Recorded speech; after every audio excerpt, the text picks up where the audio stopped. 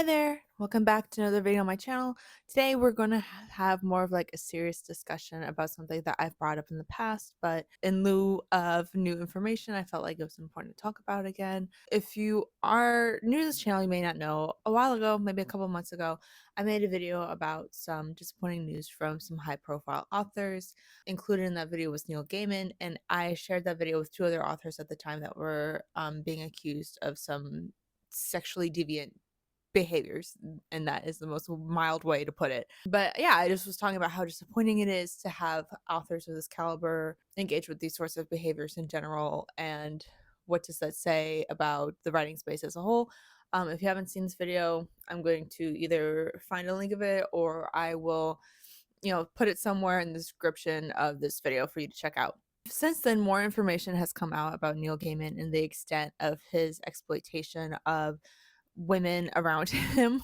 He has been accused of rape and SA by some former employees of his, women who were in like nanny positions for him, who were lived in nannies, some of his young fans. I am not going to go into specific details of these things right now, just because one, like, a lot of people have already kind of covered that. I will also, like, I watched a video called with by Reads with Cindy. I will put that in the description below too if you want more specific details about his accusations. Going through them can be kind of upsetting, and if you're somebody that's easily upset by that, like, I want you to be able to watch this video too. But if you still want to know, there's the information. I will have links in the description for different information. A Vulture article came out, and that was kind of like the catalyst for all of this. It had more people accusing, because at first it was just that I think it was called Tortoise, but it was like the podcast interview with a handful of women accusing him of this. Now more victims have come out, and some stories have become a lot more detailed. And some of it's really upsetting. Like, just as an example, some of the acts that were committed in front of his own children. So in that way too, he has also like sexually assaulted his own children, because I mean they didn't consent to witness these sorts of behaviors, even if their head was turned towards a TV or whatever. That's still gross. And anyway, so Rachel Cindy's video will be there. Rachel, I think her name's Rachel Harless. I watch her sometimes too. I will put her video on there. She makes videos that are like 2 hours long, going over things like this. So I'll put her video on there, and I'll have a link to the article. Although the Vulture article is behind a paywall, other people have paid it and gone over it, and so I'll put their videos here too. But yeah, so a lot of the accusations are very upsetting. They involve, like I said before, young women, fans, clear instances of power imbalances that I went over in the first video as well. That's all very upsetting, but I kind of want to like use this as a moment to highlight other issues that are coming out in response, or like through his response to these allegations, right? Reads with Cindy said this kind of in her video, but I want to take a little bit step further. She talked about how we need to quit idolizing people in general, especially writers. I think people have this tendency to put authors on a pedestal because their job deals with communicating complex ideas that are shared experiences through lots of people, but maybe not everyone has the capacity to articulate it. So when you read books that resonate, like where certain themes resonate with you, right, it's very easy to be swept up by the person who wrote it and say like, oh my god, they understand me, they understand this lived experience I'm going through, so they must be like me in some certain sense, right? And then when we find out that these people who make these works, like, I know Neil Gaiman is super popular because of Coraline, Sandman, Good Omens, all that stuff. And I'm not gonna lie, like, I love Coraline as a film, and I loved Good Omens. I haven't read his work, but I loved Good Omens the show, and that was like on my TBR that I was going to read. And then, now that this came out, I probably won't do that anymore. Sorry, I'm like having issues with my bangs. I really need to get a haircut. Please ignore me as I fix this really quick. Okay, we're gonna have this ugly middle part bang. Okay, anyway. So yeah, so it's very disappointing when you see somebody who you felt you could have this sort of like emotional relationship with, even though you've never met them, disappoint you. It hits hard, and I think that's why a lot of people have a hard time with the concept of like separating the art from the artist. Either way, some people like choose to still engage with art even though they find out somebody is really horrible, or some people just throw away all that kind of stuff altogether once they figure out that somebody might have some unsavory characteristics or something that they've done in their past. This video is not about that. But yeah, so Reese Vicinity was talking about how we shouldn't put authors on a pedestal, one, but also to like have this sort of hero worship for the awkward artsy white guy. um I'm probably butchering this synopsis. Please watch her video. It made sense to me when I watched it, but I think people kind of, when they see like the shy, quiet, artsy guy, they kind of soften him. And so that when these instances of violence or misogyny come out from these people, it feels really unexpected, and it feels very hurtful and like a betrayal because you soften this kind of person in your head, right? I said this in my first video. There's no one person that looks like a predator. A predator can be anybody. They often do things to try to inflate their reputation, self esteem, try to make themselves look good in the eyes of others. So it is not surprising that somebody who had previously been such an outspoken voice for women, cared about feminist issues, somebody who was very politically vocal, could also be a perpetrator of said violence, right? There is not one creepy uncle bad guy that does these things, right? Like people from all walks of life can be dangerous, regardless of what they say and do in the public eye. So that's also something to keep in mind. That's something she brought up. But I also kind of want to bring up the fact that, like, when faced with these accusations, Neil Gaiman made a comment about autism and how he's been diagnosed as autistic. And I've just kind of been seeing this conversation pop up in the media lately with these men who who are doing unsavory things, but then when faced with the backlash for their actions, they blame autism and a lack of social awareness for their mishaps. And I'm using mishaps very lightly. So we have Neil Gaiman talking about that, about not being able to understand consent, I guess, because of a misunderstanding of social cues. I'm not fully whatever. But then you also have people like Kanye West, who is talking about being autistic now, even though previously he had a bipolar 2 diagnosis. And it's important to note that the two have very similar symptoms. This is something I'm going through myself personally. So, again, a lot of this relates very personally to me.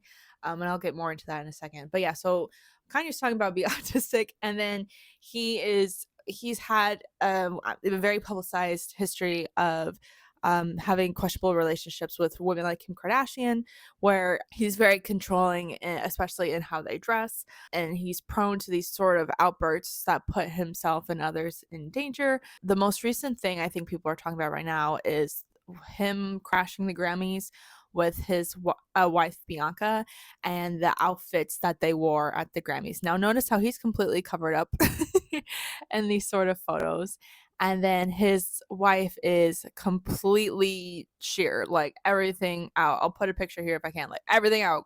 And some people have been speculating that she looked very uncomfortable before she took her coat off, like she didn't want to do it. But Kanye has this history of like treating the women in his life kind of like dolls a little bit, or like really like using them as a manner of art. And he claims that like he is experimenting with art by showing off nudity. Yes.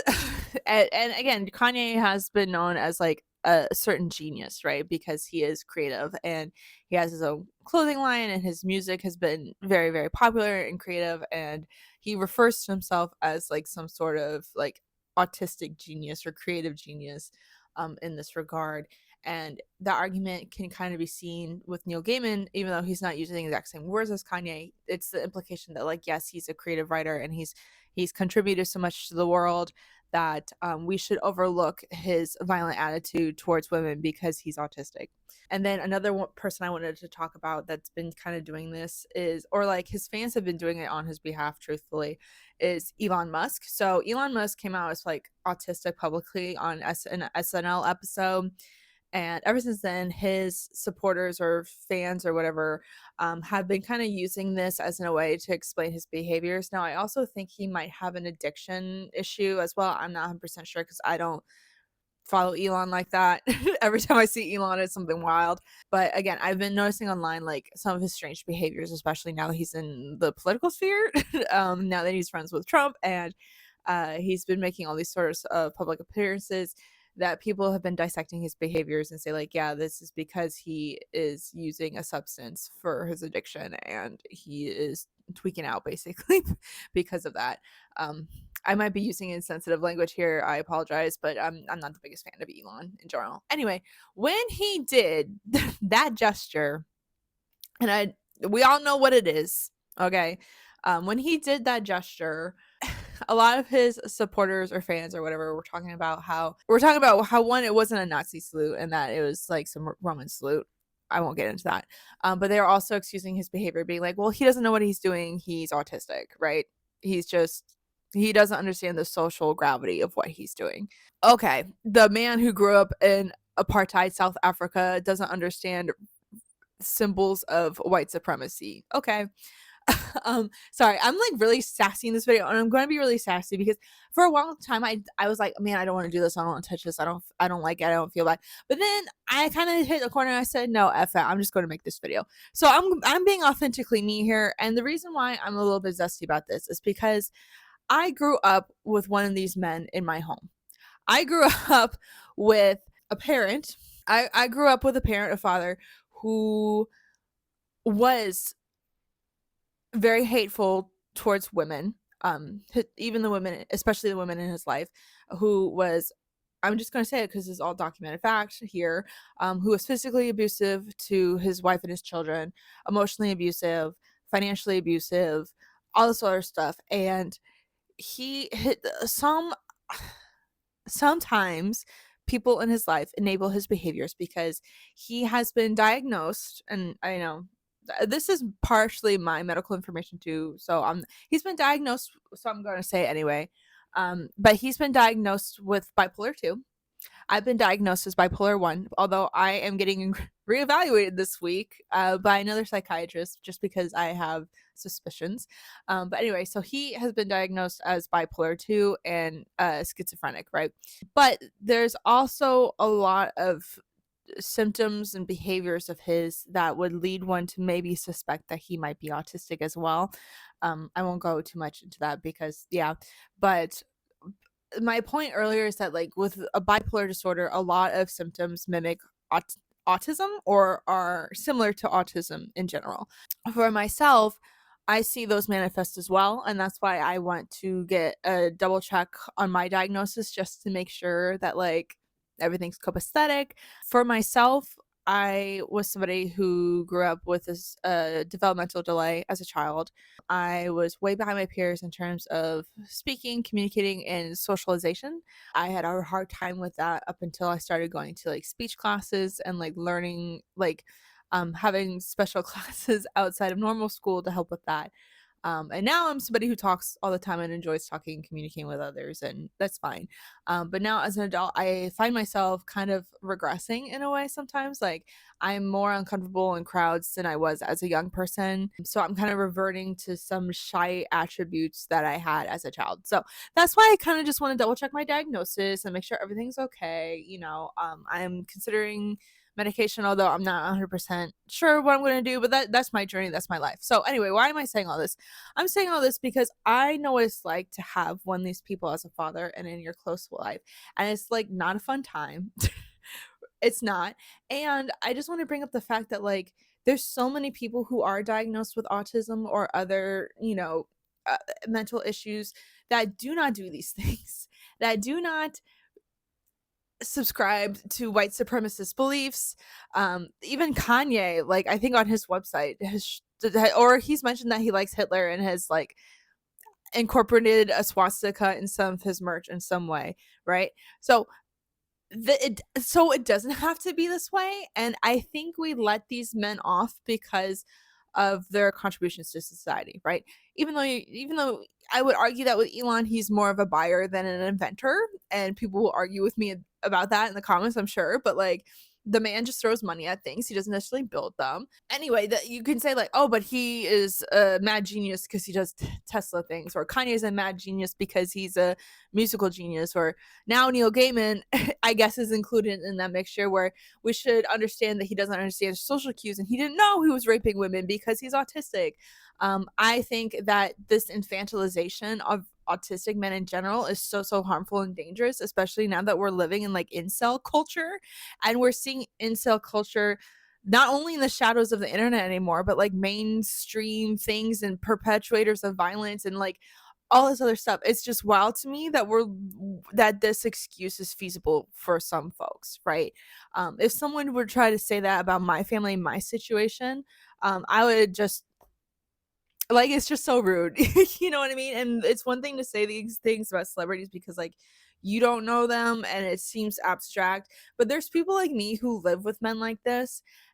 And again, like my parent was like very artistic as well and talented, and talented musically, very creative. They are great at art, and they do think creatively and differently.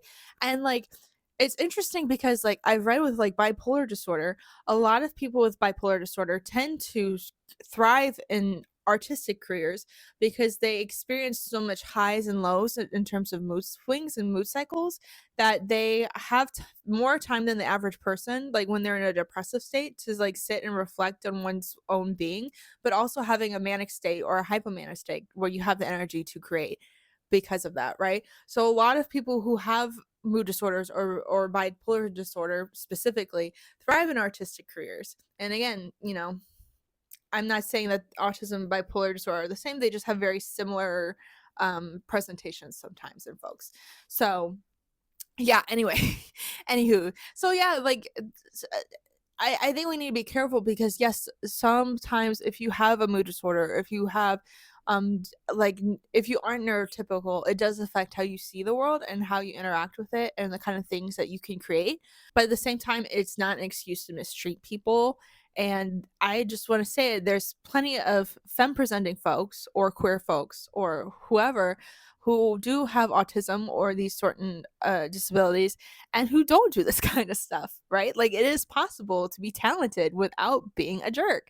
It's it's possible to be talented without committing crimes against women. It's possible to be talented without being a white supremacist. Go figure. And you know, yeah. I don't know, it's just infuriating, and it's hard too because a lot of autistic people are actually the victims of violence. Like statistically, most autistic people are the victims of sexual violence in some way. A lot of autistic people are a part of the LGBTQ community, and like they're being shunned and mistreated, and politics are scary for us folks right now. And a lot of autistic people are also like not cisgender, right? So there's already so much against autistic people in particular right now, that it's just wild to me that these men in these powerful positions who are abusing other people um are using that as a crux and a shield to avoid like criticism almost. And it's like only damage is only further creating this like harmful stereotype for autistic people, right? So it's like they can't freaking win. You know what I mean? Especially like with it's just I don't know. I feel like I'm like rambling at this point, but I really wanted to get this video across because I just think it's an absolute myth. I think the mad genius stereotype is an absolute myth, or at least something that we shouldn't try to encourage anymore, right? I get that it's like a cool trope to explore like mad scientist Frankenstein, woo, like okay, but I don't think we should excuse someone's behaviors because of things that they might have contributed to society before. Cause like, dude, what was Kanye's like little school project? Like, what? Like you can only give someone so much like freedom to like do things that harm other people. And again, we don't know Kanye and Bianca's relationship. We don't know if she's like fully on board with this. It's just hard because when somebody's had a pattern and questionable, yeah, it's just hard. But again, we don't know. I know this video might not be well received by a lot of people. I know this is just sort of me venting at this point, but there is a way to support disabled authors or disabled artists or even like disabled people in tech without supporting these wackos. I would encourage you, if you do care about this, or if you care about disenfranchised groups in general, to maybe support people who aren't super mainstream. There's lots of disabled authors out there. There's lots of neurodivergent artists and other people doing really cool stuff. So hit them up. We don't have to keep supporting these mad geniuses or whatever. Genius doesn't have to go hand in hand with cruelty. I don't think it does. I think in a lot of cases there's brilliant people out there who aren't cruel. And for me, I always say this, that empathy and kindness is a sign of intelligence, especially emotional intelligence. The capacity to think outside oneself is a skill that a lot of people lack. And even if you're neurodivergent and that is harder for you, like, that's okay. It's okay. But there are people who are neurodivergent who feel things way too much and who care about the opinions of others way too much and who care about the well-being of other folks. And I'm just tired of seeing this narrative, specifically around autism, being carried by these cruel men, when a lot of autistic people are overtly caring. Like, again, I don't want to diagnose myself, because again, I'm going to see a doctor for that in a few days. But like, I am clearly neurodivergent no matter what it is. And I, growing up, would have sobbing fits over like the fact that tigers were an endangered species. Sobbing fits, especially in college, about the state of the world and everything that was going on, and how scary it was that people were dying for unjustifiable causes and people were dying for solutions that could easily be fixed. But yeah, like, and I spent most of my 20s trying to find a career where I could be directly involved in trying to make the world a better place. So there are neurodivergent people who are extremely empathetic and who would never do shit like this. Neurodivergent creatives who would never do stuff like this. And I'm just ranting because I'm just tired of seeing this kind of predator in this space being the fucking mascot of neurodivergent folks. It's wild. It's so wild to me. So yeah, I would just be careful. Don't let these people dictate our culture. Again, I'm just ranting. I'm so sorry. I know this video is kind of whack compared to my other videos. I just did a video that was a lot more informative and helpful, I think, to a lot of folks. But hopefully you find something out of this too, even if it's just somebody who shares your frustrations. And if you do, let me know in the comments down below. Yippee. Um, Next week I'll probably make another informative video about like what I learned from taking a class with Mona Awad. So be on the lookout for that. But I've just kind of like been inspired by Chapel Roan and Kendrick Lamar. And I'm like, you know what? If I just like something, I'm just going to freaking say it. I'm just going to start freaking saying it. I am tired of placating people's feelings when they're actively causing harm. So you know what? I'm sassy now. Okay, thank you so much for watching this video. If you like it, please leave a like, comment down below, something in the comment section, share this video with a friend, or subscribe to the channel. Please, please, please. That would help me out a lot. And until next time, thanks. Bye.